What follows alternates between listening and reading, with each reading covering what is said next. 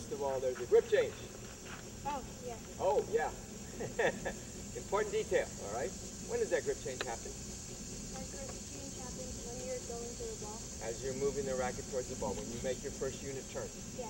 Okay? And that's not taking the racket away from your body, just turning to the side. Okay? So as you take, if the ball's over here that way, I'm just going to take it that way. I'm going to move my racket sort of parallel. As the racket turns to my shoulders, it'll go back. But I don't want to take the racket out there to the ball and then have to pull it back in.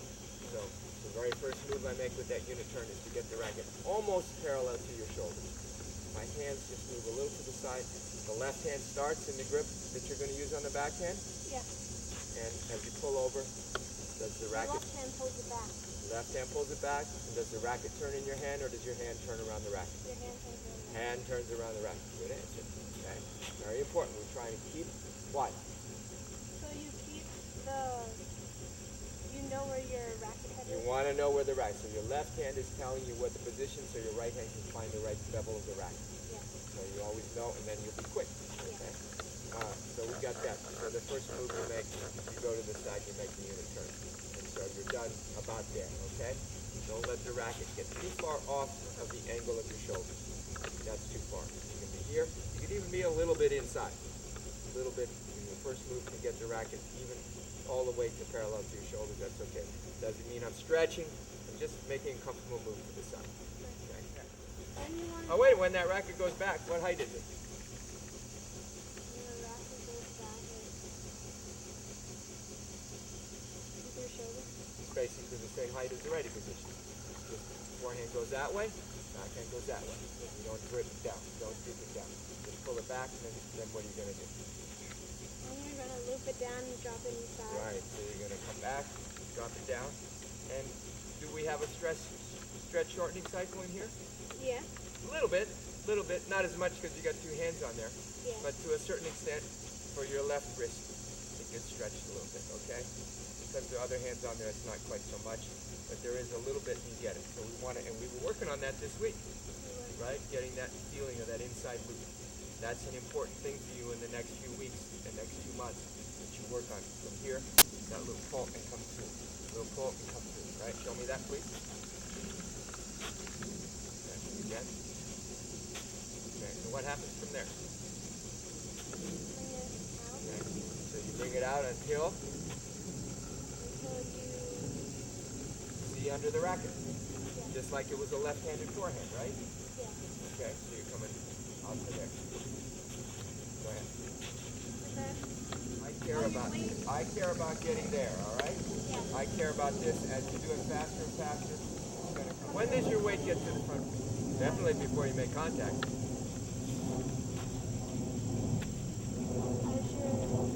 you're dropping the racket. Yes, as you're dropping the racket. But before you start the real swing forward. Yeah. By the time you start to swing forward, the weight transfer is about 90-95% completed. So it goes like that, and then, okay? But I don't want to be doing this. Yeah. If I sway, then my head's moving. What I'm trying to do is by the time I'm making my forward swing, my head's fixed, and I just come right through. Also, on the forehand and the backhand, you don't want to force any of the swings, and you want to just let your release your... You want to release your back foot, that's right. So show me what that swing looks like. Okay.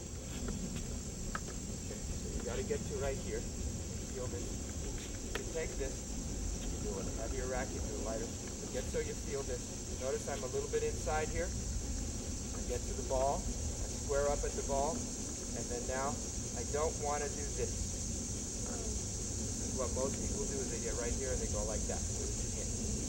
Instead, I want to keep this going out. I'm brushing up the ball. So the ball's right there. I'm brushing up, trying to go out, trying to go out. And this angle on my wrist, just like the forehand, is maintained. And you don't want to slide your hands. You want them to be working as a You want them to be working as a unit, not one against the other. There are times when, as a two-hander, you will do that as a trick shot when you have to. But as your bread and butter shot, you want that going out. Okay? Show me that, please. Try and get the sense that you feel the weight and momentum of the racket going out. Okay? Even slower than that.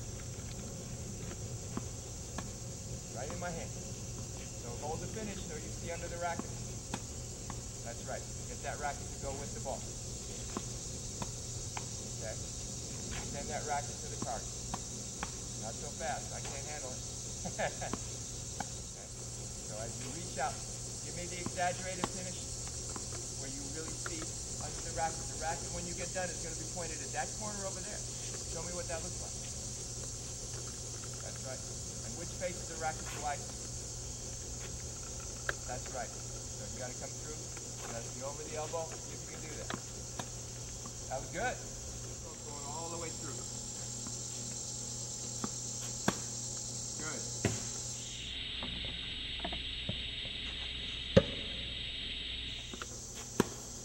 Excellent. Good.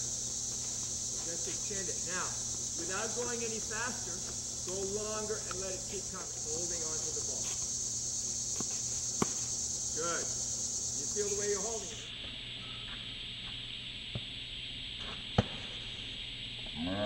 Left, right, left. Yeah. Show me that, please. No. You got to reach with that left foot and first step. All right. Push with the left and land. So the thing is, everybody tries to do this. What they do is they're bouncing. And at this point, the only way you can run quickly to the left is by drop stepping. That's too late. What we want is direct unweight. Come out of the unweighted position. Push and land. If you have time, and you usually will on a two-hander, you'll step in with your right. But if you don't have time, it's all right. You stop and just hit it. Okay? Come out of your split. Which foot do you land on? Right. The right foot. You land on the right. So as I come out of the split, whoa, I'm going to get real hot. All right?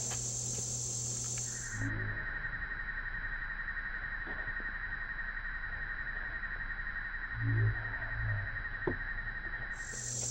want you to land on your right and hold it. Hold it. Okay?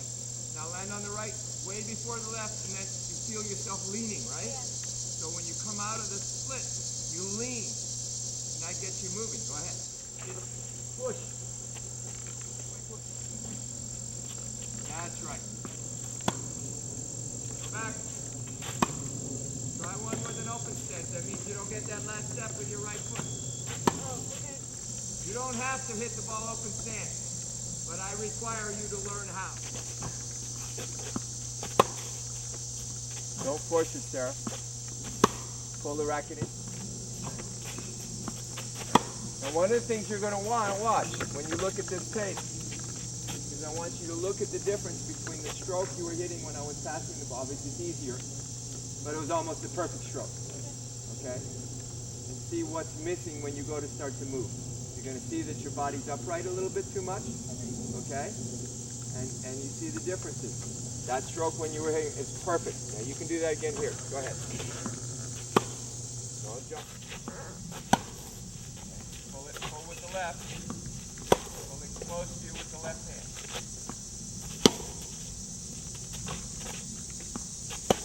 You're going to see when you look at this tape, you're going to see that your hand is coming like this a little bit. Get into the palm, feel that comfortably and relaxed. What your tendency is to get a little bit tightened up. When you're hitting the ball easily, you're doing it perfectly. But as you get into the motion, then your habits take over a little more. You got to get away from that and more into that so that you feel that. When you lose your feel for your backhand, one of the things you can do is go to finger and thumb. Middle finger and thumb, right? Both hands. So you're holding very light. Remember that drill? Yeah. Okay? So you're just letting the racket swing easily. Okay? Make sure you get the loop to the inside. Okay? And bring it pull it back to the inside. Pull it back. Okay.